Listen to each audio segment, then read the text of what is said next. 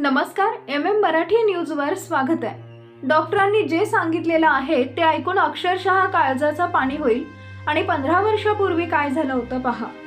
उरणच्या गल्ली बोळात 20 वर्षीय यशस्वी शिंदेच्या हत्येनं संतापाच्या लाटा उसळत आहेत। 25 जुलै रोजी बेपत्ता झालेल्या यशस्वीचा 26 जुलै रोजी मध्यरात्री एका पेट्रोल पंपाजवळील झाडाझुडपात मृतदेह सापडला।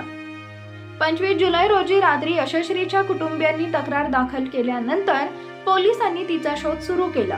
त्यानंतर शुक्रवारी रात्री उरण पोलीस ठाण्याच्या एक पथकाला कॉल आला।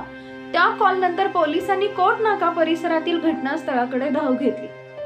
पोलीस घटनास्थळी गेले तेव्हा त्यांना दिसलं की एका तरुणीचा मृतदेह रक्ताच्या थारोळ्यात पडलेला आहे। मृतदेहावर असंख्य जखमा झाल्या होत्या। कुत्रे मृतदेहाचे लचके तोडत होते।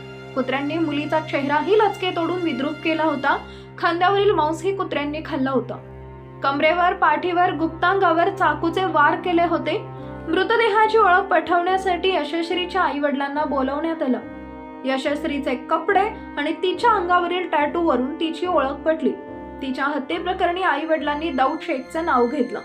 त्यानंतर त्या प्रकरणाचा तपासाला वेग आला। दाऊद शेख विरुद्ध गुन्हा दाखल करत पोलिसांनी त्याचा शोध सुरू केला। या घटनेनंतर दाऊद शेखने यशस्वीवर यापूर्वी अत्याचार केल्याची माहिती समोर आली आहे। दाऊद शेख हा ड्रायव्हर आहे। 2018 मध्ये त्यानं 15 मध्ये यशस्वीला बघितलं। त्यानंतर तिला टार्गेट करणं सुरू केलं।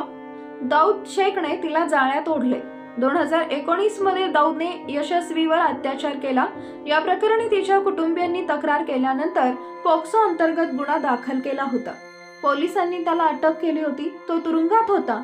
तुरुंगातून सुटल्यानंतर दाऊद शेख पुन्हा यशस्वीचा पाठलाग सुरू केला।